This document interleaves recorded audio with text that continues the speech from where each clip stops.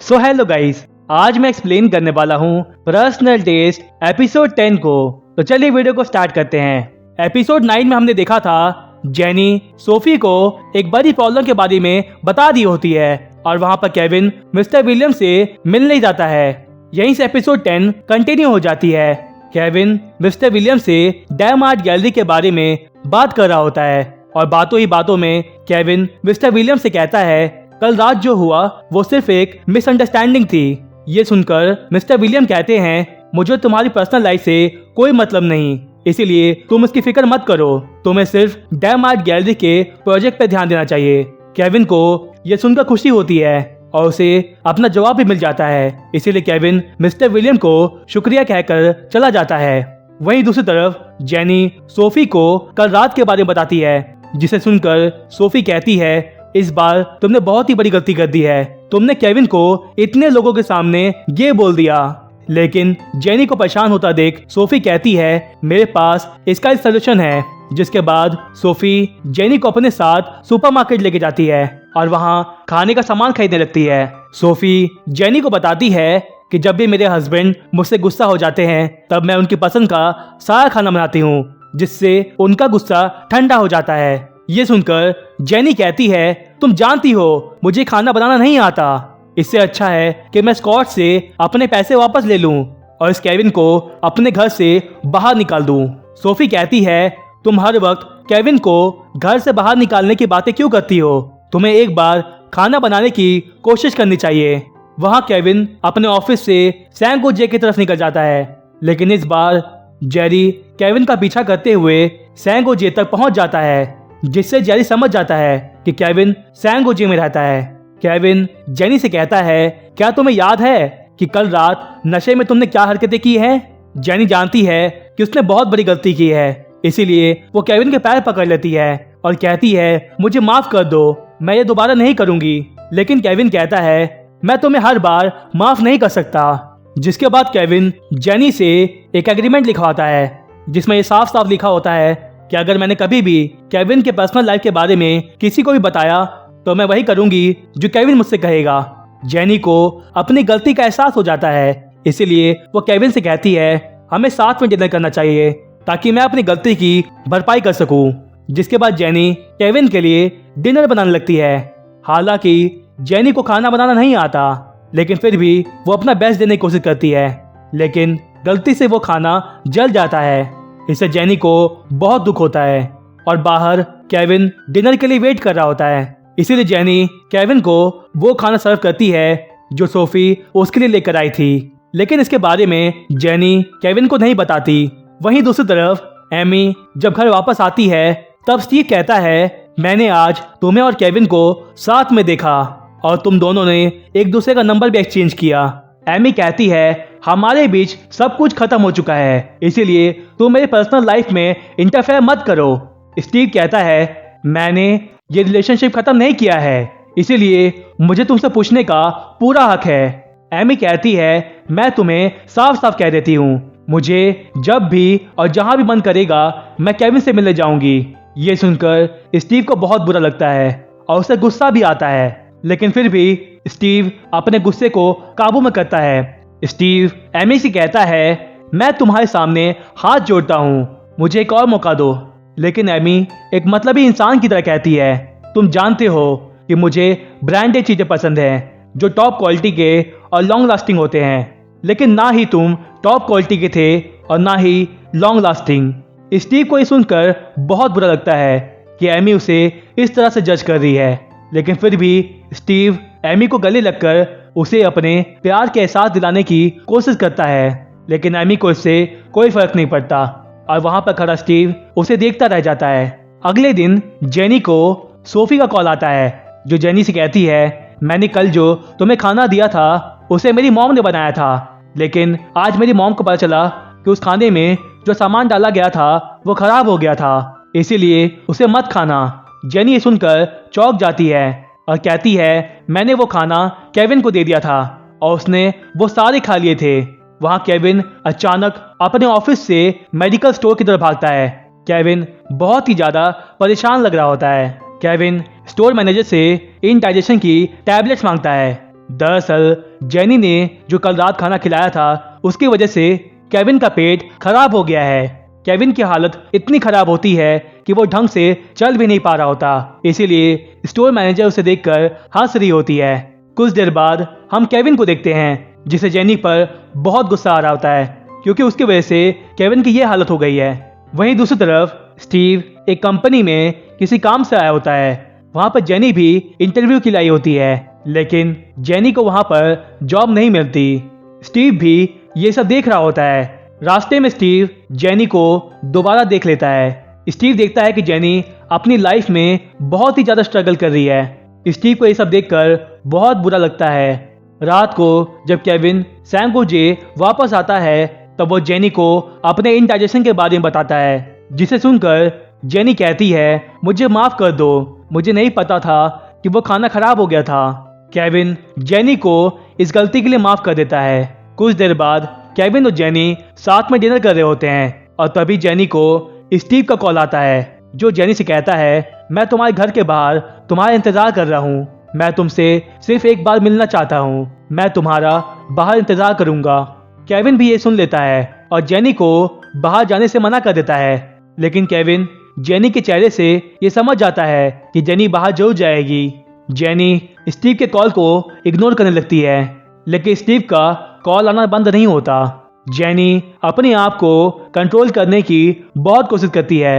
इसी तरह से कई घंटे बीत जाते हैं, लेकिन स्टीव का कॉल करना अभी भी बंद नहीं होता, जिससे जेनी बहुत ही ज्यादा परेशान हो जाती है और स्टीव से मिलने के लिए बाहर चली जाती है और केविन उसे बाहर जाते हुए देख लेता है।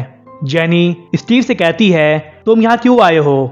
स्टीव कहता है, मुझे माफ कर दो, अगर तुम चाहो तो तुम मुझे मार भी सकती हो। लेकिन जेनी कहती है, मैं तुम्हें मारकर अपने हाथ गंदे नहीं करना चाहती।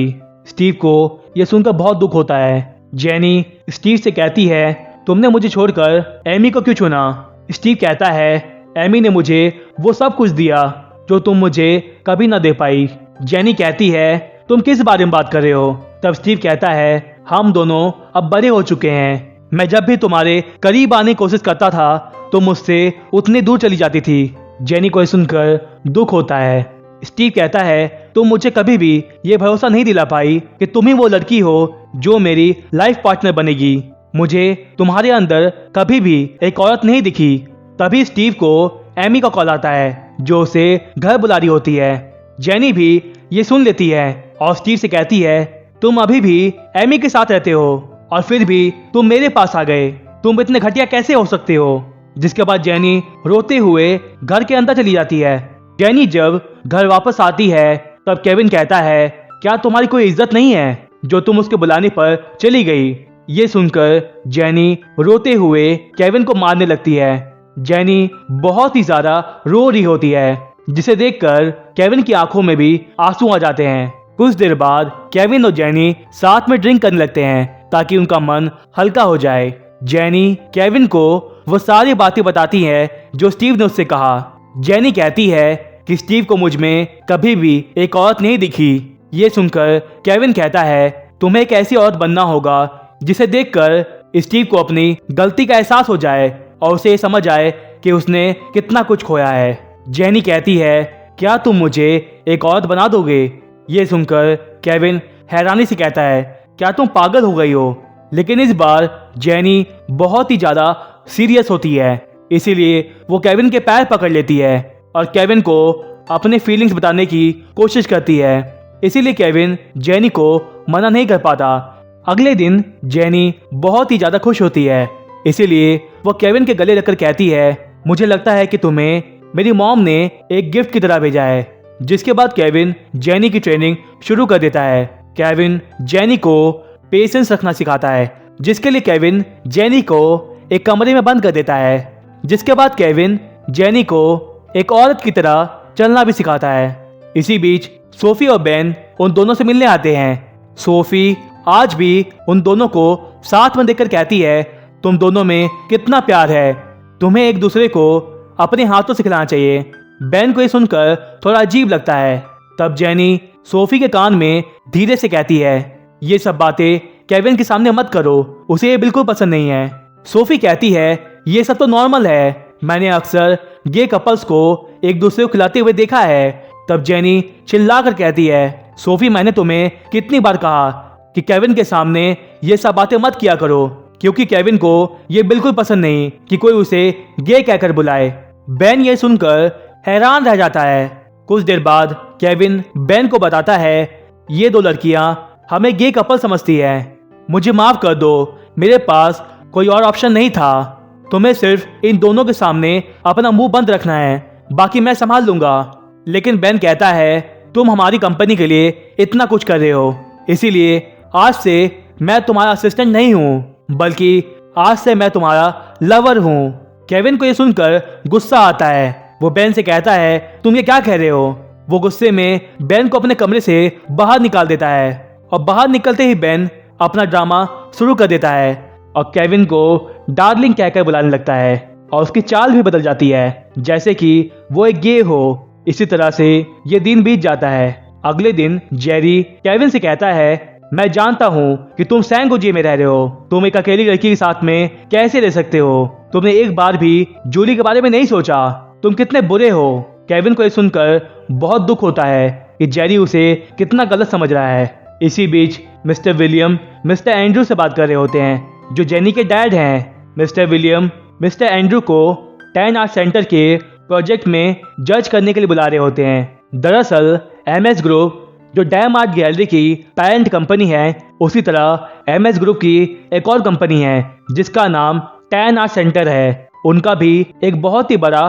प्रोजेक्ट बनने वाला है, जिसके लिए मिस्टर विलियम चाहते हैं कि जेनी के डैड उसमें एक जज का रोल निभाए, लेकिन मिस्टर एंड्रू इसके लिए साफ साफ इनकार कर देते हैं। इसी बीच जेनी को अपने घर के पास कुछ टूटे हुए फर्नीचर मिलते हैं, जिसे जेनी अपने घर में ले आती है और उसे रीमॉडल करके एक बहुत ही अच्छा फर्नीचर बना देती है।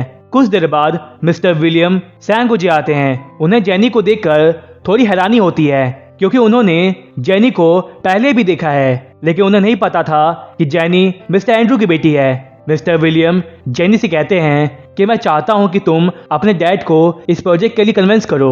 ये सुनकर जेनी कहती है, आई एम सॉरी, लेकिन मैं आपकी इसमें कोई मदद नहीं कर सकती, क्योंकि मेरे डैड बहुत ही ज़्यादा स्ट्रिक्ट हैं, इसलिए वो मेरी बात कभी नहीं मानेंगे।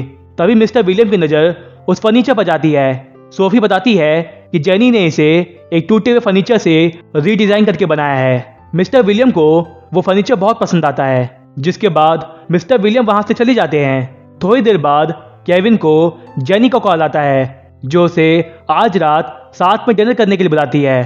केविन इसके लिए मान जाता है।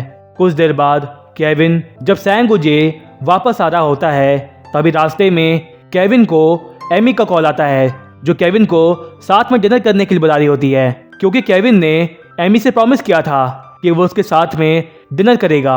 हालांकि केविन वहां से जल्दी निकलने की बहुत कोशिश करता है, लेकिन एमी केविन को अपनी बातों में उलझाए रखती है, जिससे केविन को बहुत लेट हो जाता है। और जब केविन सैंगोजे पहुंचता है, तब जेनी केविन का वेट कर रही होती है। उसने खाना भी नहीं खाया होता है।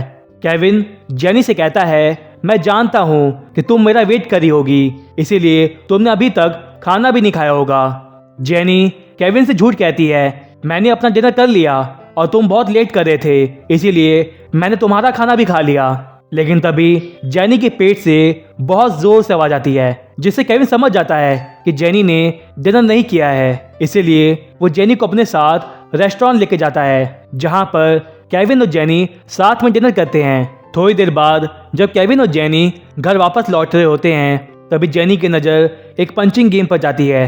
उसे देखकर जेनी को वो पल याद आते हैं जब स्टीव उसके साथ यहाँ पर ये गेम खेलने आया करता था। लेकिन तभी उसे वो बुरे पल भी याद आते हैं जब स्टीव ने उसे छोड़ दिया था। जेनी को उससे बहुत गुस्सा आता है। वो उस पंचिंग बैग को स्टीव का चेहरा समझकर जोर जोर से मारने लगती है।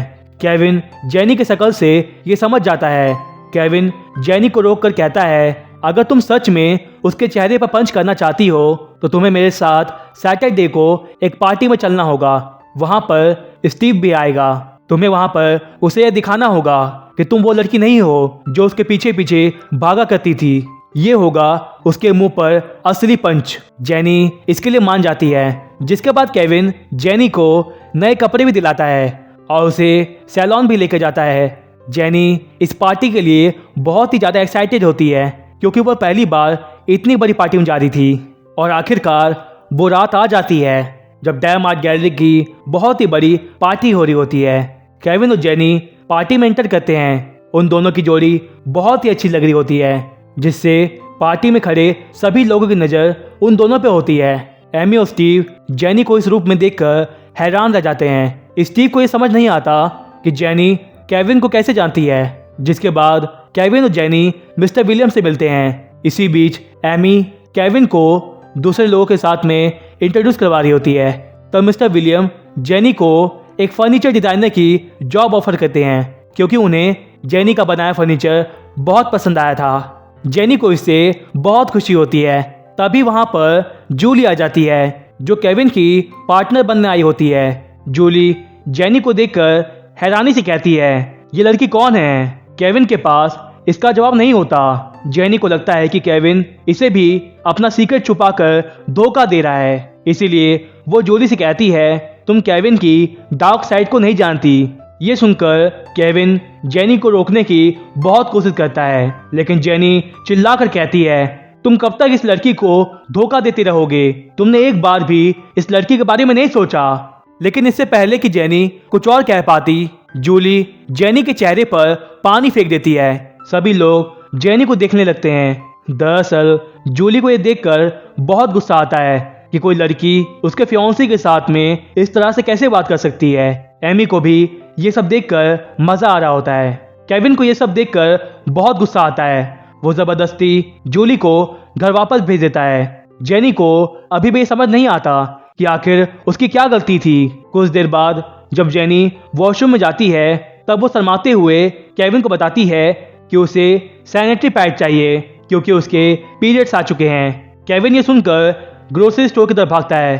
केविन के लिए ये पहली बार होता है, इसीलिए केविन को ये खरीदने में थोड़ी शर्म आ रही होती है। लेकिन केविन के पास इसके अलावा कोई और ऑप्शन नहीं होता, इसीलिए वो जेनी को सैनिटरी पैड खरीद कर दे देता है। जिसके बाद केविन और जेनी दोबारा से पार्टी को एंजॉय करने लगते हैं। इसी बीच जब केविन जेनी के साथ नहीं होता तब स्टीव जेनी से कहता है, तुम्हें ये सब करने की कोई ज़रूरत नहीं है, मैं जानता हूँ कि तुम ऐसी लड़की नहीं हो। तभी वहाँ पर केविन आ जाता है जो स्टीव को जेनी से दूर रहने को कहता है। रात को जेनी के पेट में बहुत ही ज़्यादा दर्द होने लगता है, लेकिन जेनी के पास में इसकी दवाई नहीं होती, इसीलिए जेनी बहुत ही ज़्यादा परेशान होती है। केविन जेनी को इतना परेशान नहीं देख पाता, इसीलिए केविन अपने घर जाता है।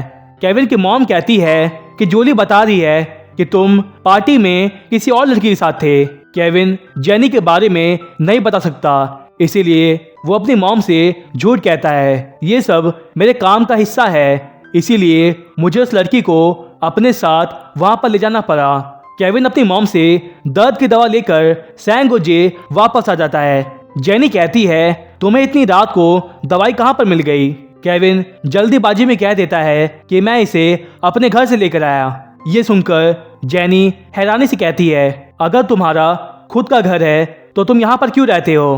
केविन जेनी से कहता है, मेरा घर यहाँ से बहुत दूर पड़ता है और ये जगह मेरे ऑफिस से बहुत ही करीब है, इसीलिए मैं यहाँ पर रहता हूँ। अगले दिन जब सोफी अपने बेटे के साथ में सैन जोसे आती है तब सोफी ये देखकर हैरान रह जाती है कि केविन और जेनी एक ही बेड पर सो रहे हैं। दरअसल केविन कल पूरी रात जेनी की केयर कर रहा था और कब उन दोनों को नींद आ गई उन्हें ये पता ही नहीं चला।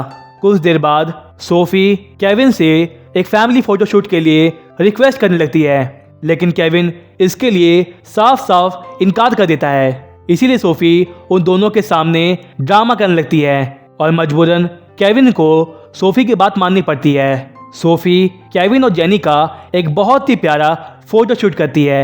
उन दोनों के लिए ये फोटोशूट थोड़ा अजीब होता है, लेकिन वो दोनों किसी तरह से ये फोटोशूट को कंप्लीट कर लेते हैं। आज रात भी केविन और जेनी साथ में डिनर करते हैं। जेनी केविन को अपना एक बहुत ही अच्छा दोस्त मानने लगी है। अगले दिन मिस्टर वेन केविन के खिलाफ एक नई चाल चलते हैं। वो मिस्टर विलियम के डैड से जाकर मिलते हैं जो एमएस ग्रुप के प्रेसिडेंट हैं। मिस्टर वेन प्रेसिडेंट से कहते हैं कि टाइम आर्ट सेंटर के प्रोजेक्ट में छोटी कंपनियों को एंट्री नहीं देनी चाहिए, क्योंकि मुझे नहीं लगता कि वो छोटी कंपनीज इतनी ज़्यादा एक्सपीरियंस्ड हैं और वो लोग इतने बड़े प्रोजेक्ट को पूरा कर पाएंगे। प्रेसिडेंट मिस्टर वेन की बात से सोच में पड़ जाते हैं। इसी बीच जेनी मिस्टर विलियम से मिल जाती है। मिस्टर विलियम जेनी से कहते हैं, हम बच्चों के लिए आर्ट सेंटर बनाने वाले हैं, इसीलिए मैं चाहता हूँ कि आर्ट सेंटर का सारा फर्नीचर तुम डिजाइन करो। जेनी ये सुनकर हैरान रह जाती है। वो कहती है, मुझे नहीं लगता कि मैं ये काम अकेले कर पाऊंगी, क्योंकि मैंने कभी भी इतना बड़ा प्रोजेक्ट नहीं किया। मिस्टर विलियम जेनी का कॉन्फिडेंस बढ़ाते हुए कहते हैं, जब मैंने पहली बार तुम्हारे उस फर्नीचर को देखा था तभी मैं समझ गया था कि तुम्हारे अलावा ये काम कोई और नहीं कर सकता। जेनी कहती है, मैं अपना बेस्ट देने की पूरी कोशिश करूंगी। वहीं दूसरी तरफ केविन के ऑफिस में एमएस ग्रुप की तरफ से एक ईमेल आता है, जिसे देखकर सभी लोग दंग रह जाते हैं। दरअसल 10 आर्ट सेंटर के प्रोजेक्ट में एंट्री करने के लिए कुछ क्राइटेरिया लगा दिए गए हैं, जिससे केविन की कंपनी और बाकी कुछ छोटी कंपनीज इस प्रोजेक्ट में एंट्री नहीं ले पाएंगे, क्योंकि उनकी कंपनी ने अभी तक इस क्राइटेरिया को पार नहीं किया है, जिससे हमें यह पता चलता है कि मिस्टर वेन की चाल कामयाब रही। कुछ देर बाद जेरी बताता है कि मैंने अपने डैड से बात की जो एमएस ग्रुप में काम करते हैं। उन्होंने बताया कि मिस्टर वेन आज प्रेसिडेंट से मिलने आए थे। ये जरूर मिस्टर वेन का काम है, वो नहीं चाहते कि हमें यह प्रोजेक्ट मिले। केविन को यह सुनकर बहुत गुस्सा आता है। वो उसके बारे में बात करने के लिए डैम आर्ट गैलरी जाता है, लेकिन मिस्टर विलियम वहां नहीं होते। एमी कहती है, मिस्टर विलियम भी इस प्रॉब्लम की वजह से बहुत परेशान हैं। वो इसके बारे में प्रेसिडेंट से बात करने गए हैं, लेकिन मुझे नहीं लगता कि मिस्टर विलियम प्रेसिडेंट को मना पाएंगे, क्योंकि प्रेसिडेंट ने अपना डिसीजन कभी चेंज नहीं किया। ये सुनकर केविन की आखिरी उम्मीद भी खत्म हो जाती है। केविन बहुत ही ज्यादा गुस्से में होता है, लेकिन अब वो कुछ नहीं कर सकता, इसीलिए केविन ड्रिंक करने लगता है। केविन को वो पल भी याद आते हैं जब मिस्टर वेन ने उसके डैड को धोखा देकर उनका सब कुछ छीन लिया था। केविन इतना ड्रिंक कर लेता है जिससे वो ढंग से चल भी नहीं पाता। वहीं दूसरी तरफ एमी जब घर वापस आती है तब स्टीव कहता है, मैं आज इस घर को छोड़कर जा रहा हूँ। आज से ये घर तुम्हारा है। मुझे मेरी सारी गलतियों के लिए माफ कर देना। ये सुनकर एमी की भी आंखों में आंसू आ जाते हैं। एमी कहती है, मुझे माफ कर देना, मैं ही तुम्हारी और जेनी की भी चाही। स्टीव कहता है, मैंने तुम्हें अपने दिल से चाहा था। मुझे लगा कि तुम ही वो लड़की हो जिसके साथ मैं अपनी पूरी जिंदगी बिता सकता हूँ। एमी इसका जवाब नहीं दे पाती और स्टीव वहां से चला जाता है। वो दोनों ही अपने आंसू नहीं रोक पाते। वहीं दूसरी तरफ जेनी केविन के लिए परेशान हो रही होती है, क्योंकि रात बहुत हो चुकी है, लेकिन केविन अभी तक घर वापस नहीं आया। कुछ देर बाद केविन नशे की हालत में लड़खड़ाते हुए सैंगोजे तक पहुंच जाता है। जेनी को ये समझ नहीं आता कि आखिर केविन ने इतनी ड्रिंक क्यों कर ली। केविन कहता है, मैं वो रेस का घोड़ा हूँ जो कितना भी भाग ले, आखिर में मैं वहीं पर रह जाता हूँ। जब मैं छोटा था तब मेरे डैड की डेथ हो गई थी। उस वक्त मैं कुछ नहीं था और आज भी मैं उनके बिना कुछ भी नहीं हूँ। ये कहते हुए केविन रोने लगता है। जेनी ने पहली बार केविन को इस हालत में देखा है। जेनी की आंखों में भी आंसू आ जाते हैं और धीरे धीरे वो दोनों एक दूसरे के करीब आने लगते हैं और आखिरकार वो पल आ जाता है जब वो दोनों एक दूसरे को पहली बार किस करते हैं। यहीं पर एपिसोड 10 खत्म हो जाता है। वीडियो को एंड करने से पहले मैं आपको बताना चाहता हूं कि इस वीडियो में हमने 3 एपिसोड को एक साथ एक्सप्लेन किया है, इसीलिए ये वीडियो थोड़ी सी लेट हो गई। तो अगर आपको ये वीडियो पसंद आई है तो इस वीडियो को लाइक करिएगा और हमारे चैनल को सब्सक्राइब करिएगा। Thanks for watching.